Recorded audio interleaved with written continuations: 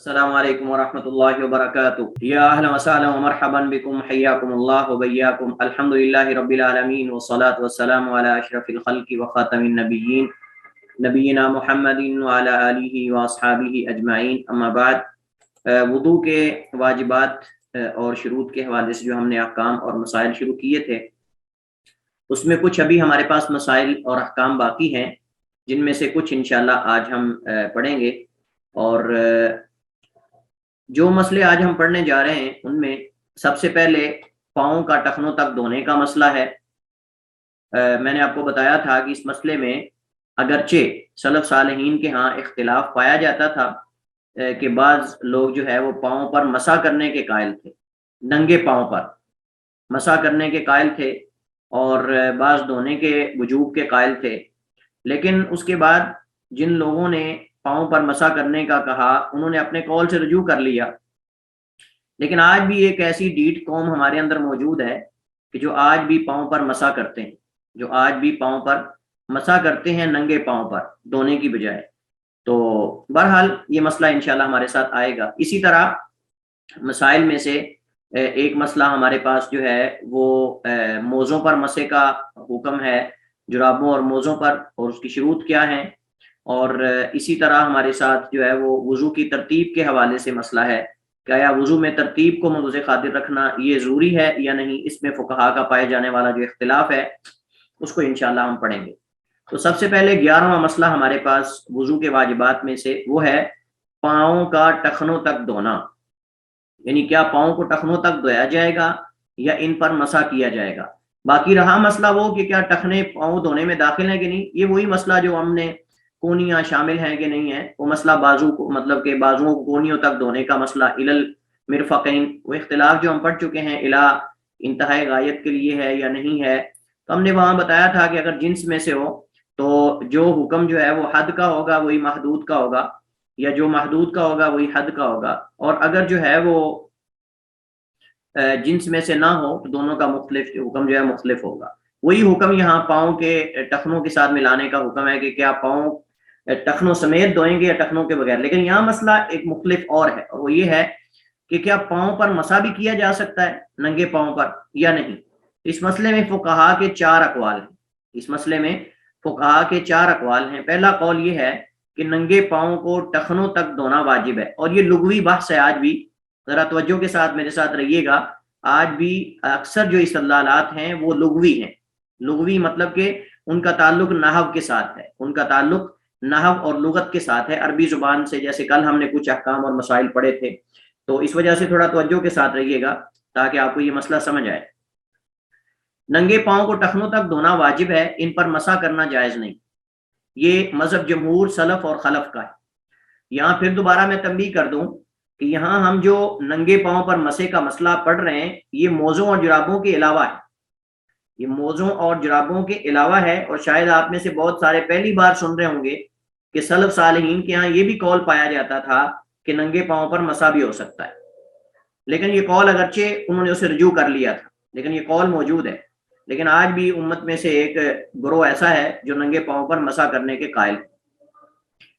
تو پہلا قول جو کہ اکثر سلف صالحین اور جمہور سلف اور خلف فقہا کا ہے وہ یہ ہے کہ پاؤں کو دھونا واجب ہے، ان پر مسح کرنا جائز نہیں ہے۔ ان کے دلائل کیا ہیں؟ ایک تو آیت وضو ہے، اور آیت وضو میں اللہ تعالیٰ فرماتا ہے وَامْسَحُوا بِرُؤُوسِكُمْ وَأَرْجُلَكُمْ إِلَى الْكَعْبَيْنِ، اور اپنے سروں کا مسح کرو، وَأَرْجُلَكُمْ إِلَى الْكَعْبَيْنِ، اور اپنے پاؤں کو دھو لو ٹخنوں تک، اپنے پاؤں کو ٹخنوں تک دھو لو۔ انہوں نے کہا کہ یہاں آیت میں وَأَرْجُلَكُمْ معطوف ہے وجوہکم پر، یعنی وَأَرْجُلَكُمْ اس کا عطف ہے وجوہکم پر۔ تو وجوہکم آپ جانتے ہیں کہ مفعول ہے فغسلوا کا، تو فغسلوا کا مفعول ہونے کی وجہ سے اس کا حکم ہوگا امر، یعنی چہرہ دھونا۔ تو جو چہرے کا حکم ہے وہی جو ہے وہ پاؤں کا حکم ہوگا۔ آپ جانتے ہیں کہ چہرے کا دھونا جب واجب ہے اس کا مطلب یہ کہ پاؤں کا دھونا بھی واجب ہوگا۔ تو لہذا وَأَرْجُلَكُمْ یہ معطوف ہے وجوہکم کا، اور دونوں کا عامل فعل ہے، اور وہ فعل کون سا ہے؟ فغسلوا۔ لہذا جو حکم چہرے کا ہوگا وہی پاؤں کا ہوگا۔ یہ پہلی دلیل ہے۔ یہاں لغوی بات ہے، اور آپ جانتے ہیں کہ معطوف علیہ اصل میں ایک جملے کو دوسرے پر عطف کرنے کا واو کے ساتھ اصل مقصد یہ ہوتا ہے کہ یہ جو ہے وہ دونوں کا حکم ایک ہے. دونوں کا حکم بجائے فغسلوا کو بار بار ذکر کرنے کی بجائے, فغسلوا کو 2 بار ذکر کرنے کی بجائے ایک ہی بار ذکر کر کے دوسری بار جو چیز دھونے والی تھی اس کو اس پہ عطف کر دیا. تو یہ ہوتا ہے معطوف اور معطوف علیہ. تو وارجلکم معطوف ہے, اور جو وجوہکم ہے, وارجلکم وجوہکم یہ معطوف علیہ ہے.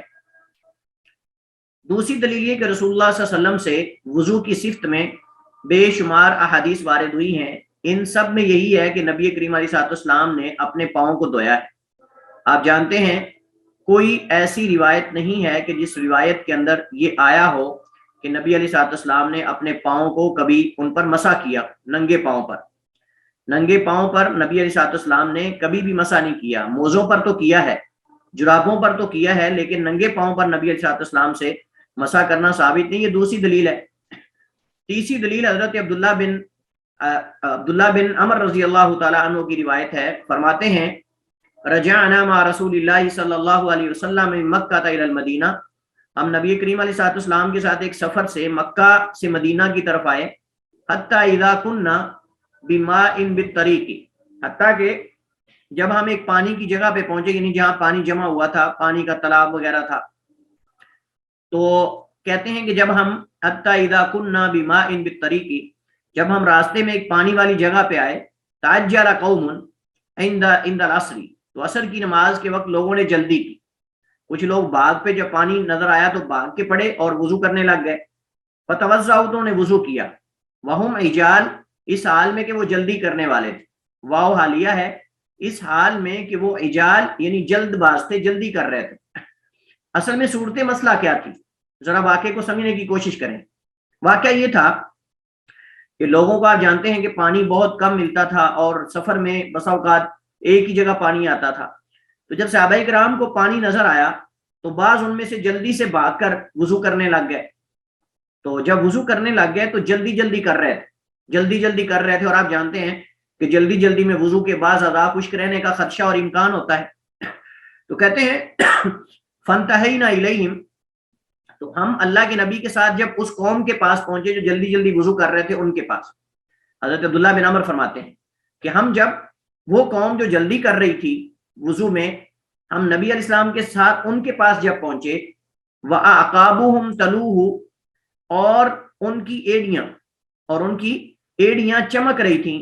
لم یمسها الماء, انہیں پانی نے نہیں چھوا تھا, مطلب کچھ ایڑیاں خشک تھیں, پانی نہیں پہنچا تھا. فقال رسول اللہ صلی اللہ علیہ وسلم, جلد بازی کی وجہ سے, فقال رسول اللہ صلی اللہ علیہ وسلم, نبی علیہ السلام نے فرمایا ویل للعقاب من النار, ہلاکت ہے, بربادی ہے ایڑیاں خشک رہ جانے والوں کے لیے. یا ویل, ہلاکت ہے, للعقابی, ایڑیاں خشک جو ہیں ان کے لیے, من النار, آگ کی. اسبغ الوضوء, وضو اچھی طرح کرو. اسبغ الوضوء, وضو کو اچھی طرح کرو. تو مطلب نبی علیہ الصلوۃ والسلام نے یہاں گویا کہ فرمایا کہ جو ایڑیاں خشک رہ جاتی ہیں ان کو عذاب ہوگا, جو ایڑیاں خشک رہ جاتی ہیں ان کو عذاب ہوگا. گویا کہ نبی علیہ الصلوۃ والسلام نے ان کو ڈرایا, تنبیہ کی, خبردار کیا کہ یہ بہت بڑا گناہ ہے. تو جلد بازی کرنے سے انہیں روکا کہ اگر وضو کرو تو تسلی سے وضو کرو, اچھی طرح آرام سے. اور اسبغ الوضوء کا مطلب مکمل اعضاء کو دھونا چاہیے. اسباغ کہتے ہیں اعضائے وضو کو مکمل طور پہ دھونا, اسباغ کہتے ہیں اعضائے وضو کو مکمل طور پر دھونا. تو اس حدیث میں رسول اللہ صلی اللہ علیہ وسلم نے ایڑیاں خشک رہ جانے یا ان کی عدم طہارت پر وعید بیان کی ہے. اگر خالی مسح جائز ہوتا تو اللہ کے نبی علیہ الصلوۃ والسلام جو ہے وہ انہیں اچھی طرح نہ دھونے پر کہیں بھی وعید نہ سناتے. نبی علیہ الصلوۃ والسلام ان کی اچھی طرح نہ دھونے پر کبھی بھی وعید نہ سناتے. آپ جانتے ہیں کہ اگر خالی مسح جائز ہوتا تو وہ تو پاؤں دھو رہے تھے, تو مطلب پھر کچھ اگر خشک بھی حصہ رہ جائے پاؤں کا تو کوئی حرج نہیں, کیونکہ مسح کے اندر تو صرف ایک حصے پر مسح ہوتا ہے, تو وہ پاؤں دھو رہے تھے. اس کا مطلب یہ کہ پاؤں کا دھونا واجب ہے. اس وجہ سے ہی تو سزا سنائی گئی ہے, وعید بیان کی گئی ہے ان لوگوں کے لیے کہ جو اپنی ایڑیاں خشک رکھتے ہیں یا جن کی ایڑیاں خشک رہ جاتی ہیں. تو اس سے پتہ چلتا ہے کہ پاؤں کا دھونا واجب ہے, پاؤں پر مسح ننگے پاؤں پر کرنا جائز نہیں. اس کے اور بھی بہت سے دلائل ہیں جنہیں یہاں ذکر کرنے کی حاجت اور ضرورت نہیں ہے، چونکہ بے شمار احادیث نبی علیہ السلام کے وضو کے حوالے سے جتنی بھی ہیں ان سب کے اندر نبی علیہ السلام کے پاؤں دھونے کا ذکر ہے، اور یہ ایڑیاں خشک رکھنے کے بارے میں جو وعید وارد ہوئی اس کے بارے میں اور بھی احادیث ہیں۔ دوسرا قول یہ کہ پاؤں پر مسح کرنا واجب ہے، انہیں دھونا نہیں۔ پاؤں پر مسح کرنا واجب ہے، انہیں دھونا واجب نہیں۔ یہ قول حضرت علی بن ابی طالب، عبداللہ بن عباس، آپ حیران رہیں گے، حضرت علی بن ابی طالب، عبداللہ بن عباس، انس بن مالک رضی اللہ تعالی عنہ کی طرف منسوب ہے، اور یہی قول امام شابی، امام تبری جو کہ امام المفسرین ہیں ان سے بھی منقول ہے۔ آپ دیکھیں کہ صحابہ کرام میں سے بھی بعض یہ اس کے قائل تھے، وہ کہتے تھے کہ ننگے پاؤں پر مسح کرنا واجب ہے، انہیں دھونا واجب نہیں، اور یہ اصل میں ان کی دلیل لغوی ہے، ان کی دلیل اصل میں لغت ہے، اور وہ لغت کیا ہے؟ ایک قرات ہے قرآن کریم کی اسی آیت کے اندر، وَامْسَحُوا بِرُؤُوسِكُمْ وَأَرْجُلَكُمْ إِلَى الْكَعْبَيْنِ کو لام کے کسرہ کے ساتھ پڑھا جاتا ہے، یہ دوسری قرات ہے۔ آپ جانتے ہیں کہ قرات قرآن کریم کی جیسے حدیث کے اندر آتا ہے انزل القرآن والا سبعۃ احرف، قرآن کریم جو ہے وہ 7 حروف میں اتارا گیا ہے، 7 لہجات ہیں اور 7 قرآن کریم کے جو ہے وہ وجوہات ہیں قرآن کریم کو پڑھنے کی، بعض حروف کو، تمام کو نہیں بعض کو۔ تو یہ جو ہے وہ وَأَرْجُلِكُمْ یہ ایک قرات ہے، وَأَرْجُلَكُمْ بھی ایک قرات ہے، وَأَرْجُلِكُمْ بھی ایک قرات ہے، اور آپ جانتے ہیں کہ اگر وَأَرْجُلَكُمْ پڑھیں تو پھر تو معنی واضح ہے کہ فَاغْسِلُوا وُجُوهَكُمْ وَأَرْجُلَكُمْ إِلَى الْكَعْبَيْنِ، یعنی اپنے چہروں کو جیسے دھونا ہے ایسے اپنے پاؤں کو بھی ٹخنوں تک دھونا ہے۔ لیکن وَأَرْجُلِكُمْ چونکہ بِرُؤُوسِكُمْ کے پاس واقع ہوا ہے، بِرُؤُوسِكُمْ کے پاس واقع ہوا ہے، لہذا یہاں وہ کہتے ہیں کہ ارجلکم برؤوسکم پر اس کا عطف ہے، فاغسلوا وجوہکم پر نہیں بلکہ برؤوسکم پر عطف ہے لام کے جر کے ساتھ۔ تو جو حکم برؤوسکم کا ہوگا وامسحوا برؤوسکم کا وہی وارجلکم کو ہوگا، اور آپ جانتے ہیں کہ سر کا مسح ہوتا ہے لہذا پاؤں کا بھی مسح ہوگا، چونکہ یہ سر کے مسح کے بعد ذکر ہے، چونکہ یہ سر کے مسح کے بعد ذکر ہے لہذا جو ہے وہ اس کا اعراب جو ہے وہ رؤوسکم ہے، ارجلکم ہے دوسری قرات کے مطابق، تو لہذا مسح کرنا یہ واجب ہے، دھونا واجب نہیں، یہ اس قرات کے مطابق جو جر والی ہے، یعنی وَامْسَحُوا بِرُؤُوسِكُمْ وَأَرْجُلِكُمْ لام کے کسرہ کے ساتھ، لیکن ہم زیادہ معروف پڑھتے ہیں وَأَرْجُلَكُمْ۔ تو بہرحال ان کے ہاں جو حکم معطوف علیہ کا ہوگا وہی معطوف کا ہوگا، اور معطوف علیہ برؤوسکم سر کا مسح کرنا ہے لہذا پاؤں کا بھی مسح ہوگا، پاؤں کو دھویا نہیں جائے گا، یہ ان کی دلیل ہے لغوی۔ تیسرا قول یہ کہ آدمی کو پاؤں دھونے اور ان پہ مسح کرنے کا اختیار ہے، اور ان پہ مسح کرنے کا اختیار ہے، دونوں میں سے جو بھی کر لے کافی ہوگا، یعنی تیسرا کہتے ہیں کہ آپشن ہے بندے کے پاس، پاؤں دھو لے تو بھی، پاؤں پر مسح کر لے تو بھی، دونوں طرح جائز ہے۔ یہ قول تابعی حسن بصری سے منقول ہے، اور امام تبری نے بھی ایک دوسرے قول میں یہی کہا ہے۔ امام تبری کا ایک قول جو ہے وہ پہلے ہے اور ایک قول جو ہے وہ ان کے ساتھ تیسرے قول والوں کے ساتھ ہے، وہ کہتے ہیں یہ کر لے یا یہ کر لے دونوں طرح درست ہے۔ ان کی دلیل کیا ہے؟ ان کی دلیل یہ کہ جب دونوں قرات درست ہیں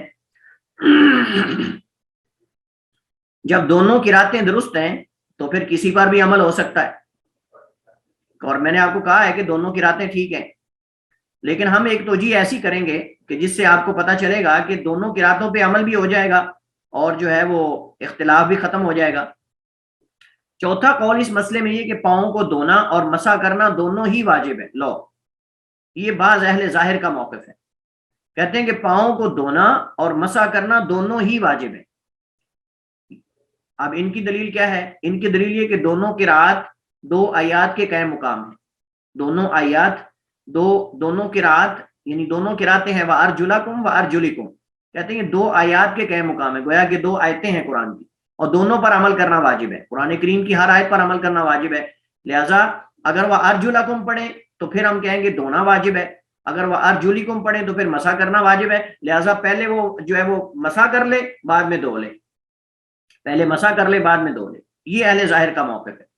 لیکن یہ جتنے بھی اقوال ہیں ان میں سے راجح قول جو ہے وہ پہلا ہے، راجح قول جمہور کا ہے کہ پاؤں کو ٹخنوں تک دھونا واجب ہے، مسح کرنا جائز نہیں۔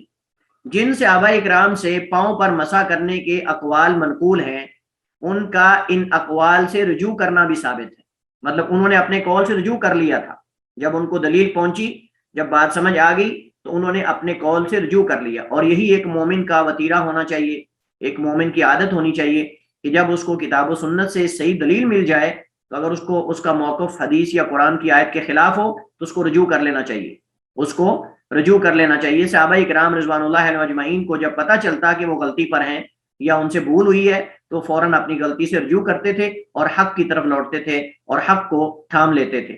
جیسا کہ اس مسئلے کے اندر حضرت علی عبداللہ بن عباس یہ فتویٰ دیا کرتے تھے کہ ننگے پاؤں پر مسح کرنا چاہیے, دھونا نہیں چاہیے, چونکہ وہ ارجلکم والی قرات ان کے ہاں ثابت تھی. لیکن جب ان کو معلوم ہوا کہ یہ تو صرف مطلب کہ موزوں کی حالت میں اس پر عمل ہو سکتا ہے, جرابوں کی حالت میں, تو اس کا مطلب یا اور بھی وجوہات ہو سکتی ہیں جیسے کہ ہم جو ہے وہ اس کو انشاءاللہ ذکر کریں گے.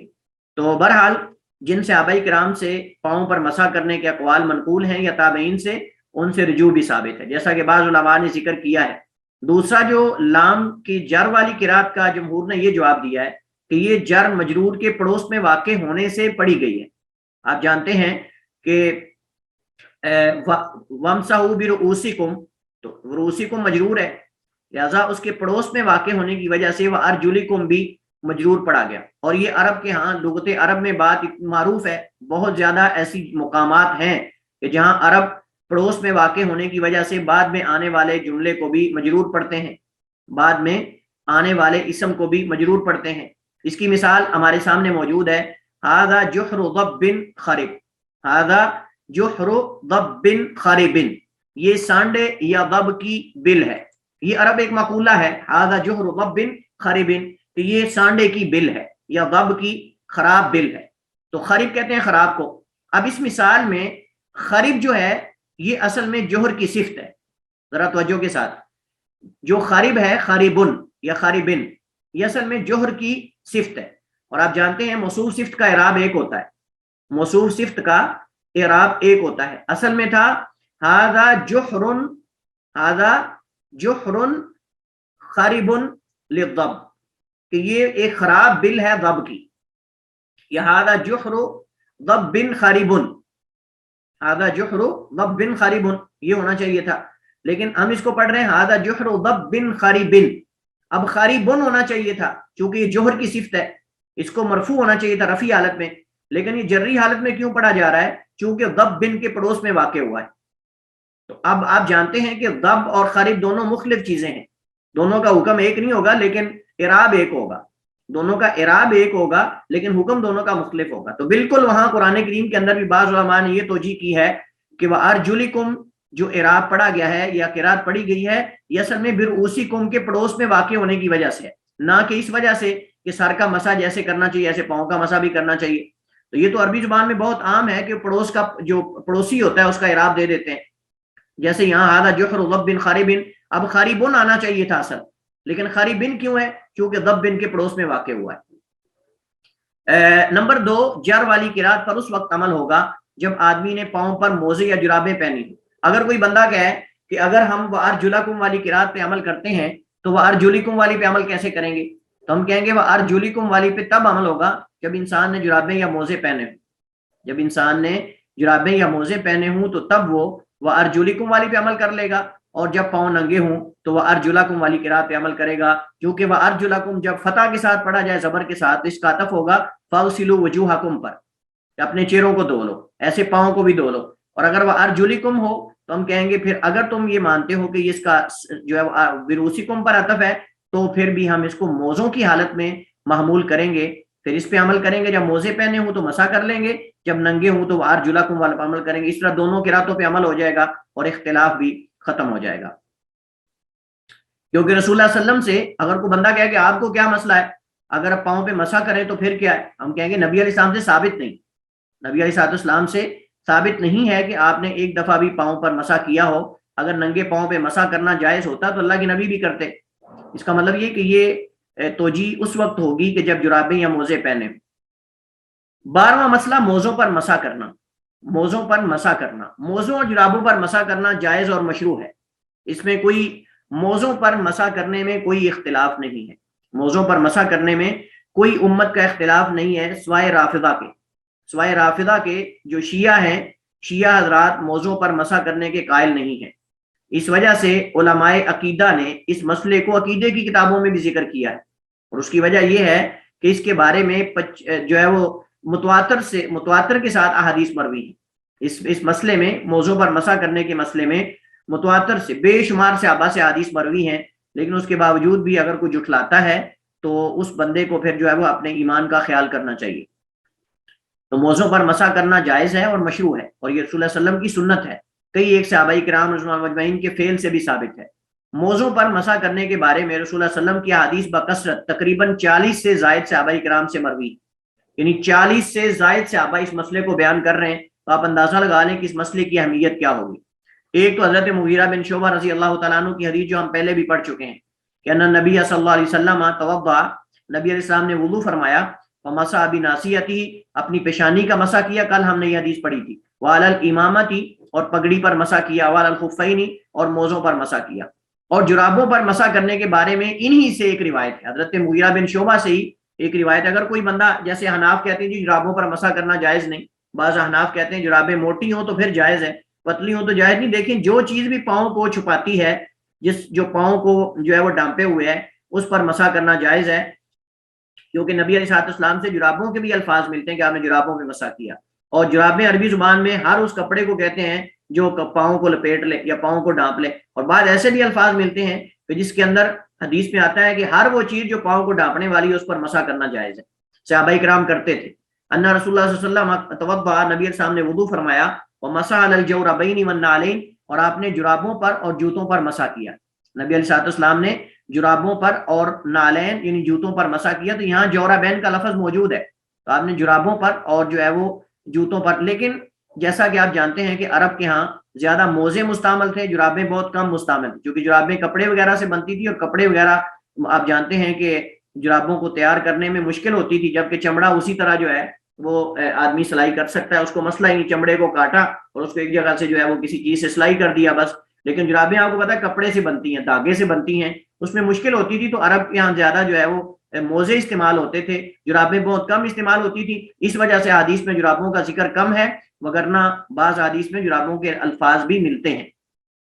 یہ میں اس وجہ سے کہہ رہا ہوں کہ بعض لوگ اعتراض کرتے ہیں کہ اگر جرابوں پہ مسح کرنا جائز ہوتا تو پھر حدیث میں ان کا ذکر ہوتا، لیکن حدیث میں تو ان کا ذکر نہیں۔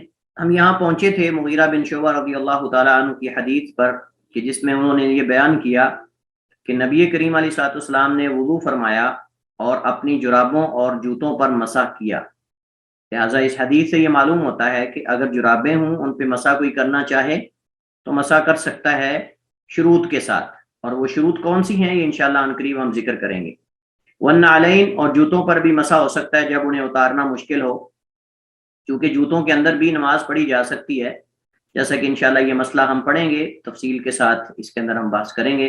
نبی کریم علیہ السلام، صحابہ کرام اکثر جوتوں کے اندر نماز پڑھتے تھے۔ ہمارے ہاں تو ایسا لوگوں کے یہاں مشہور ہے کہ جوتوں کے اندر کبھی نماز پڑھی نہیں جا سکتی، لیکن اللہ کے نبی علیہ السلام صحابہ کرام اکثر جوتوں میں نماز پڑھتے تھے، جیسا کہ آپ صلی اللہ علیہ وسلم کی سنت سے یہ بات ہمیں ملتی ہے۔ لیکن صاف ظاہر ہے کہ ان جگہوں پر ہی جوتوں میں نماز پڑھی جائے گی جو جوتے لے جانے کے لیے مناسب ہوں، لیکن جن جگہوں پہ جوتا لے جانا مناسب نہ ہو وہاں تو جوتا لے کے نہیں جایا جائے گا۔ مثلا مسجد کے، اب اس دور کے اندر مسجدیں کچی ہوتی تھیں، لیکن آج کل مسجدیں پکی ہیں، وہاں ماربل وغیرہ لگا ہوتا ہے اور ٹائلز وغیرہ لگی ہوتی ہیں، تو صاف ظاہر ہے کہ قالین وغیرہ بچھے ہوتے ہیں، ان پہ تو جوتا لے کے تھوڑا ہی کوئی جائے گا۔ لیکن اگر ایسی جگہ پہ کوئی نماز پڑھتا ہے مثلا بائے صحرا کے اندر، تو وہاں جوتے سمیت نماز پڑھی جا سکتی ہے، بشرطے کہ جوتا پاک ہو، بشرطے کہ جوتا پاک ہو۔ امام ابو داؤد رحمہ اللہ تعالیٰ نے یہ جرابوں کے مسح والی حدیث ذکر کرنے کے بعد، جرابوں کے مسح ذکر کرنے والی حدیث کے بعد ایک بڑی پیاری کلام نقل کی ہے، اور یعنی ان صحابہ کرام کا ذکر کیا ہے جو جرابوں پہ مسح کرنے کے قائل تھے اور مسح کرتے تھے، جنہوں نے جرابوں پر مسح کیا ہے۔ یعنی اگر کوئی بندہ یہ کہے کہ جی یہ تو ایک حدیث ہے، تو ہم کہتے ہیں اگر ایک حدیث ہے تو صحابہ کرام کا عمل بھی تو آپ کے سامنے موجود ہے۔ امام ابو داؤد جو کہ سنن ابی داؤد والے ہیں، وہ فرماتے ہیں وَمَسَحَ عَلَى الْجَوْرَبَيْنِ علی ابن ابی طالب، اور مسح کیا جرابوں پر علی بن ابی طالب رضی اللہ تعالیٰ عنہ نے، وابن مسعود، عبداللہ بن مسعود نے، والبراء بن عازب، براء بن عازب نے، وانس بن مالک، انس بن مالک نے، وابو امامہ، ابو امامہ نے، وسہل بن سعد، سہل بن سعد نے، وعمر بن حریث، اور عمر بن حریث، یعنی انہوں نے گویا کہ وروی ذالک عن عمر بن الخطاب وابن عباس رضی اللہ تعالیٰ عنہما. تو اگر آپ گنتی کریں 1 2 3 4 5 6 7 8 9 صحابہ اکرام جو بڑے بڑے صحابہ اکرام ہیں ان کا ذکر کر کے بیان کرتے ہیں کہ انہوں نے جرابوں پر مسح کیا ہے اور یہ جرابوں پر مسح کرنے کے قائل تھے. لہٰذا اگر کوئی جرابوں پہ مسح کرنا چاہتا ہے تو مسح کرے بلا کسی جو ہے وہ شکوک و شبہات کے. انسان کو اطمینان قلب سے جو ہے وہ مسح کرنا چاہیے. علامہ ابن عثیمین رحمہ اللہ تعالیٰ فرماتے ہیں والرافضة يخالفون الحق فيما يتعلق بطہارت الرجل من وجوہ، کہ جو رافضہ ہیں یہ اہل حق کی مخالفت کرتے ہیں طہارت کے مسائل میں، آدمی کی طہارت کے حوالے سے 3 اعتبار سے. یعنی جو رافضہ ہیں مراد شیعہ کا جو وہ فرقہ جو صحابہ کو گالی دیتا ہے ان کے بارے میں بیان کرتے ہیں کہ یہ اہل حق کی مخالفت کرتے ہیں آدمی کی طہارت میں 3 اعتبار سے. الاول، پہلا، انہم لا یغسلون الرجل، یہاں فیما یتعلق بطہارت الرجل ہے، رجل نہیں ہے، آگے چونکہ عبارت رجل کے متعلق ہے تو فرماتے ہیں والرافضة یخالفون الحق فیما یتعلق بطہارت الرجل من وجوہ ثلاثہ، کہ جو رافضہ ہیں یہ اہل حق کی پاؤں کی طہارت میں 3 اعتبار سے اختلاف کرتے ہیں. یعنی ان کا 3 طرح کا اختلاف ہے اہل حق سے اہل سنت سے. اور وہ کیا ہے؟ الاول، پہلا، انہم لا یغسلون الرجل، پاؤں کو دھوتے نہیں، بل یمسحونہا مسحا، اس پہ مسح کرتے ہیں مسح کرنا. الثانی، دوسرا، انہم ینتہون بالتطہیر عند العظم الناتئ فی ظہر القدم فقط، اور وہ بھی صرف جو ہڈی ابری ہوتی ہے نا پاؤں کے اوپر، جو پاؤں کے اوپر ہڈی نکلی ہوتی ہے بس اسی پر ہی مسح کر کے اکتفا کر لیتے ہیں، طہارت اسی پر کرتے ہیں، مکمل پاؤں کبھی دھوتے ہی نہیں. الثالث، تیسرا، انہم لا یمسحون علی الخفین، موزوں پہ مسح کے قائل نہیں، موزوں پر مسح بھی نہیں کرتے. ویرون انہ محرم، اور وہ خیال کرتے ہیں کہ شاید یہ حرام ہے. مع العلم، باوجود اس علم کے کہ ان ممن روى المسح علی الخفین، جس نے موزوں پر مسح کرنے کی روایات نقل کی ہیں ان میں علی بن ابی طالب بھی، اور وہ ان کے اماموں میں سے ہیں. یعنی یہ رافضہ اور شیعہ جو ہیں حضرت علی بن ابی طالب رضی اللہ تعالیٰ عنہ کو 12 اماموں میں سے پہلا امام مانتے جیسا کہ آپ جانتے ہیں، لیکن اس کے باوجود بھی یہاں ان کی بات کو نہیں لیتے. مسح کے وہ بھی قائل تھے حضرت علی، بلکہ حضرت علی نے مسح کی مدت کو بھی بیان کیا اللہ کے نبی سے کہ مسح کی مدت کتنی ہے. حضرت عائشہ سے پوچھا گیا، کسی تابعی نے پوچھا کہ موضوع پر مسح کے بارے میں ہمیں کچھ بتائیے اللہ کے نبی سے، تو فرمانے لگی کہ علی سے جا کر پوچھو، علی اکثر اللہ کے نبی کے ساتھ سفر میں رہتے تھے، وہ آپ کو بتائیں گے. علی رضی اللہ تعالیٰ نے موضوع پر مسح کے احکام بتائے، لیکن اس کے باوجود بھی یہاں وہ انکار کر دیتے ہیں. اور ایک اور مسئلہ، مثلا نکاح متع کا، نکاح متع بھی اس کی حرمت بھی حضرت علی سے مروی ہے، نبی علیہ السلام سے. یعنی حضرت علی ان سے ان کے بیٹے حسین نقل کرتے ہیں، حضرت حسین سے ان کے بیٹے زین العابدین جو کہ علی بن حسین بن علی ہیں، علی بن حسین بن علی ہیں، اور آگے ان کے بیٹے ان سے نقل کرتے ہیں. یعنی پوری سند میں آل بیت کے لوگ ہیں جو روایت کرنے والے، پھر بھی اس حدیث کو نہیں قبول کرتے اور نکاح متع کو حلال سمجھتے ہیں. تو یہ گویا کہ صرف خواہشات کی اتباع ہے. یہ جو آل بیت کی محبت کے نعرے ہیں یہ سب جھوٹے ہیں، یہ صرف خواہشات کے پیروکار ہیں، پجاری ہیں. یہ آل بیت کی جو نعرے لگاتے ہیں نا کہ ہم آل بیت اور ائمہ کو مانتے ہیں، ان کی بات ہمارے ہاں حجت ہے، فلاں ہے فلاں، یہ سب دعویٰ ہے، حقیقت میں کچھ بھی نہیں. ہمارے سامنے مثال موجود ہے کہ حضرت علی رضی اللہ تعالیٰ عنہ موضوع پر مسح کرنے کی روایات اللہ کے نبی سے بیان کرتے ہیں لیکن ان کی بات کو نہیں لیتے. نکاح متع کی حرمت حضرت علی نے بیان کی، ان سے ان کے بیٹے حسین نے بیان کی، ان سے ان کے بیٹے علی زین العابدین نے بیان کی، علی بن حسین بن علی رضی اللہ تعالیٰ عنہ اجمعین، ان سب نے بیان کی، لیکن ان کی بات کو نہیں لیتے. بہرحال جرابوں اور موزوں پر مسح کرنے کی شروط کیا ہے؟ جرابوں اور موزوں پر مسح کرنے کی شروط کیا ہے؟ نمبر 1، انہیں حالت طہارت میں پہنا گیا، یہ پہلی شرط ہے کہ جب آپ پہنے تو حالت طہارت میں پہنے. نمبر 2، حالت طہارت کا مطلب یہ ہے کہ آدمی جو ہے وہ وضو کر کے، شرعی وضو ہے، اس کے بعد جرابیں اور موزے پہنے. موزے اور جرابیں پاک ہوں، ان پر کوئی نجاست نہ لگی ہو. اگر ان پہ نجاست لگی تو ان پہ مسح نہیں ہو سکتا. جرابوں اور موزوں پر مسح جو ہے حدث اصغر کی صورت میں کیا جائے گا، حدث اکبر کی صورت میں نہیں. حد سے اصغر کا مطلب یہ ہے کہ اگر انسان کا وضو وغیرہ ٹوٹا ہے تو تب ان پہ مسح کرے گا، لیکن اگر غسل واجب ہو گیا ہے تو ساتھ زہریں اتار کر غسل کرے گا، پھر پاؤں کو دھوئے گا، جیسے غسل کرے گا ساتھ پاؤں کو بھی دھوئے گا۔ مسح مقررہ وقت کے اندر ہو، جو کہ مقیم کے لیے 1 دن اور 1 رات ہے، اور مسافر کے لیے 3 دن اور ان کی راتیں، یعنی مقیم کے لیے 1 دن اور 1 رات اور مسافر کے لیے 3 دن اور 3 راتیں، یہ مدت ہے، اس مدت کے اندر اندر مسح کر سکتا ہے جرابوں اور موزوں پر۔ تنبیہ، ان کے دلائل کیا ہیں؟ یہ جو میں نے آپ کے سامنے شروط ذکر کی ہیں، ان کے دلائل جاننے کے لیے فقہ الحدیث جو ہماری کتاب اردو میں آپ کے ساتھ شیئر کی گئی ہے، اس کا صفحہ نمبر 205 دیکھیں، جلد نمبر 1 کا صفحہ نمبر 205، اس پر آپ کو ان کے مزید تفصیل اور ڈیٹیل مل جائے گی۔ سوال یہ ہے کہ موزوں پر، جرابوں پر مسح کرنے کی مدت کا آغاز کب سے کریں گے؟ کون بتائے گا آپ میں سے؟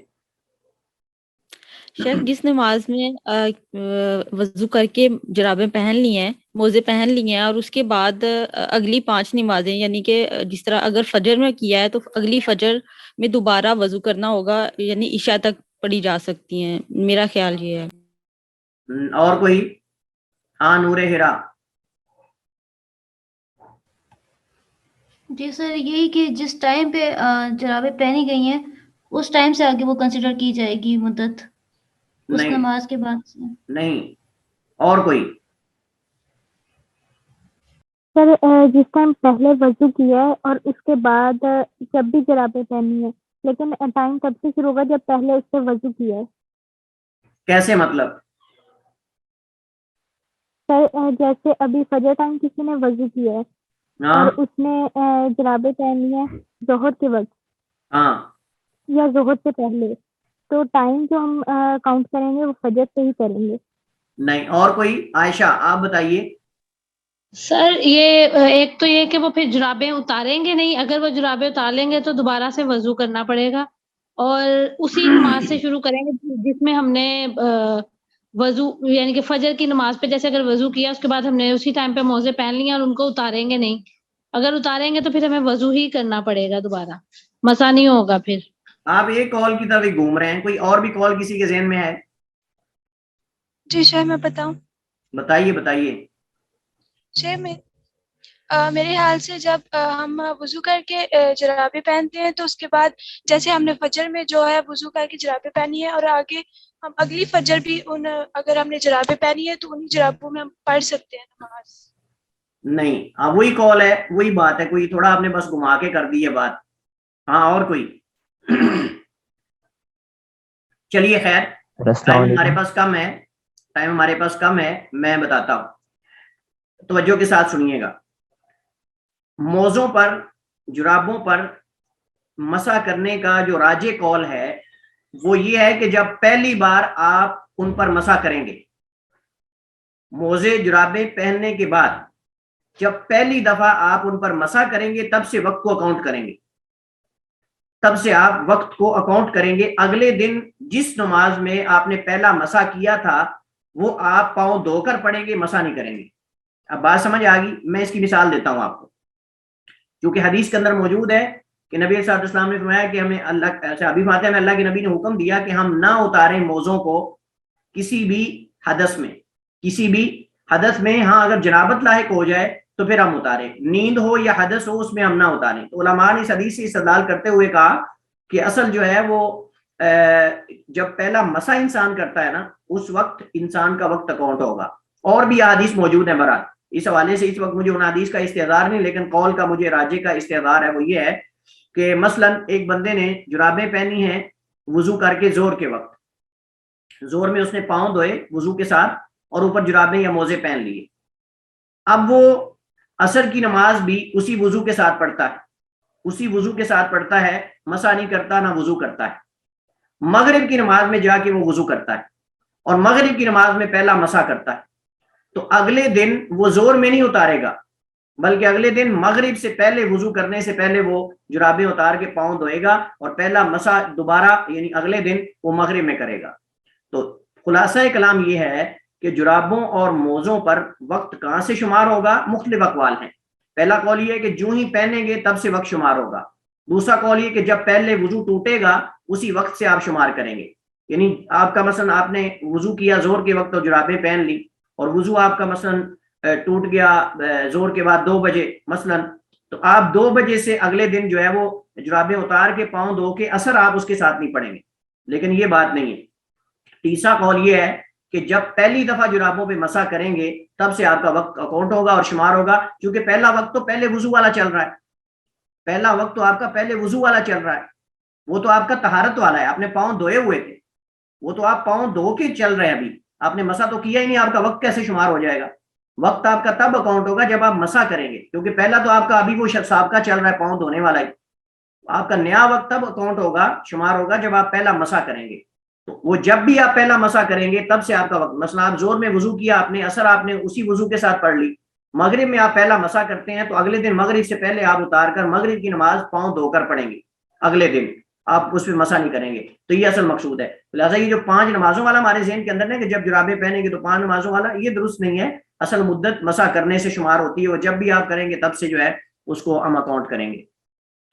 مسئلہ یہاں دو چھوٹے چھوٹے مسئلے ہم جلدی سے ان کو پڑھتے ہیں۔ پہلا مسئلہ داڑھی کے خلال کا ہے، تو داڑھی جب گھنی ہو تو اس کا خلال کرنا مستحب ہے لیکن واجب نہیں، تو اس کا خلال کرنا مستحب ہے لیکن واجب نہیں، اور یہی جمہور فقہا کا قول ہے۔ ان کی دلیل حضرت عثمان رضی اللہ تعالی عنہ کی حدیث ہے کہ نبی کریم علیہ السلام نے فرمایا، نبی علیہ السلام نے توضع فخلل لحیتہ، اللہ کے نبی نے وضو فرمایا اور اپنی داڑھی کا خلال کیا، ان رسول اللہ صلی اللہ علیہ وسلم توضع فخلل لحیتہ، آپ نے وضو فرمایا اور اپنی داڑھی کا خلال کیا۔ یہ جامع ترمذی اور سنن ابن ماجہ وغیرہ کی حدیث ہے اور حدیث صحیح ہے۔ تو اس سے پتہ چلتا ہے کہ داڑھی اگر لمبی اور گھنی ہو تو اس کا خلال کرنا مستحب ہے لیکن واجب نہیں ہے۔ ہاتھ پاؤں کی انگلیوں کا خلال کرنا، اصل میں خلال کیا ہوتا ہے اور داڑھی کے خلال کا طریقہ کیا ہے اور انگلیوں کے خلال کا طریقہ کیا ہے؟ تو داڑھی کے خلال کا طریقہ یہ ہے کہ آدمی نیچے سے اپنے ہاتھ کو نکالے باہر کی طرف، نیچے سے داڑھی سے اپنے ہاتھ کو نکالے باہر کی طرف، کیونکہ باہر والے پہ تو پانی پہنچ چکا ہے، باہر والے حصے پر تو جب آپ نے چہرہ دھویا تو پانی پہنچ چکا ہے، اب پیچھے والے حصے تک آپ نے لگانا ہے، تو آپ ہاتھ گیلا کر کے پیچھے سے آگے کی طرف لے کر آئے، اس طرح کر کے یا اس طرح کر کے، جس طرح بھی آدمی وہ باہر کی طرف لے کر آئے۔ انگلیوں کا کیسے خلال کرنا ہے؟ خلال کہتے ہیں جو درمیان میں خلا ہوتا ہے اس کو پر کرنا، تو آپ مخالف سمت میں اپنے ہاتھوں کی انگلیاں ایک دوسرے کے اندر داخل کریں، یہ ہاتھوں کی انگلیوں کا خلال ہے۔ پاؤں کی انگلیوں کا، اپنی بائیں ہاتھ کی جو انگلی ہے یہ والی بائیں ہاتھ کی انگلی، اس سے آپ جو ہے وہ اپنے پاؤں کی انگلیوں کا خلال کریں گے، یعنی بائیں ہاتھ کی کسی بھی انگلی سے کر سکتے ہیں، لیکن زیادہ بہتر یہ ہے کہ یہ جو آخری ہے خنصر، جس کو چھوٹی انگلی کہتے ہیں، اس سے آپ جو ہے وہ خلال کریں گے۔ اگر انگلیوں کے درمیان پانی نہ پہنچ رہا ہو تو خلال واجب ہے، اگر انگلیوں کے درمیان یہ جو فاصلہ ہوتا ہے اس میں اگر پانی نہ پہنچ رہا ہو تو خلال واجب ہے، بصورت دیگر سنت ہے۔ سنت کیوں ہے؟ چونکہ اصل تو ہر جگہ پانی پہنچانا مقصود ہے، اصل خلال تو نہیں مقصود، اصل ہر جگہ پانی پہنچانا مقصود ہے، تو لہٰذا اگر بغیر خلال کے بھی پانی پہنچ جائے تو خلال واجب نہیں، لیکن اگر پانی کم مقدار میں ہو، جیسے مثلا آپ کہیں سفر میں ہیں، آپ بوتل وغیرہ کے اندر پانی ہے پینے والی کہ آپ وہاں سے وضو کر رہے ہیں، تو آدمی کوشش کرتا ہے کم پانی استعمال کرے، تو اس صورت میں پھر خلال کرنا چاہیے، کیونکہ کم پانی میں ہو سکتا ہے کہ آپ کی انگلیوں کے پاؤں کے خلا جو ہیں، جو انگلیوں کے درمیان کے فاصلے خشک رہ جائیں، تو اگر تو خشک رہنے کا ڈر ہو تو پھر خلال کرنا واجب ہے، پانی اگر کم مقدار میں ہو، لیکن اگر پانی وافر مقدار میں ہو اور ان کے خشک ہونے کا ڈر نہ ہو تو پھر سنت ہے، واجب نہیں ہے، اور یہی راجح موقف اور یہی جمہور کا موقف ہے۔ حضرت لقید بن صبرہ رضی اللہ تعالیٰ عنہ بیان کرتے ہیں، فرماتے ہیں قلت یا رسول اللہ، میں نے کہا اللہ کے رسول اخبرنی عن الوضوء، مجھے وضو کے بارے میں بیان کیجئے، قال آپ نے فرمایا اسبغ الوضوء، اچھی طرح وضو کیا کر، وخلل بین الاصابع، اور اپنی انگلیوں کے درمیان خلال کر، وبالغ فی الاستنشاق، اور جب ناک میں پانی کھینچو تو مبالغہ کرو، الا ان تکون صائما، ہاں اگر روزے کی حالت میں ہو تو پھر زیادہ پانی اوپر نہیں کھینچنا، کہیں حلق میں نہ اتر جائے۔ تو بہرحال اس حدیث کے اندر انگلیوں کے درمیان خلال کرنے کا حکم ہے۔ اگر کوئی سائل سوال کرے کہ جی یہاں حکم تو وجوب کے لیے ہے لیکن آپ کہہ رہے ہو کہ مستحب ہے، ہم کہیں گے اگر خشک رہنے کا ڈر ہو تو پھر ہم کہیں گے واجب ہے، لیکن اگر خشک رہنے کا ڈر نہ ہو تو پھر سنت ہے لیکن واجب نہیں، چونکہ اصل تو اعضاء کو تر کرنا مقصود ہے، خلال کرنا تو مقصود نہیں، چونکہ خلال تو اس وجہ سے کیا جاتا ہے تاکہ کوئی حصہ خشک نہ رہ جائے، اگر کوئی حصہ خشک نہیں رہا تو پھر ضروری نہیں کہ آپ خلال کریں۔ بات سمجھ گئے آپ لوگ؟ چلیے جی آگے مسئلہ لمبا ہے وضو میں ترتیب کا، اس کو ہم انشاءاللہ اگلے لیکچر میں پڑھیں گے، اسی پر اکتفا کرتے ہیں۔ واللہ تعالی اعلم و احکم۔ वसल्लल्लाहु वसल्लम अला नबीना मुहम्मद व अला आलिहि व सहबिहि वसल्लम।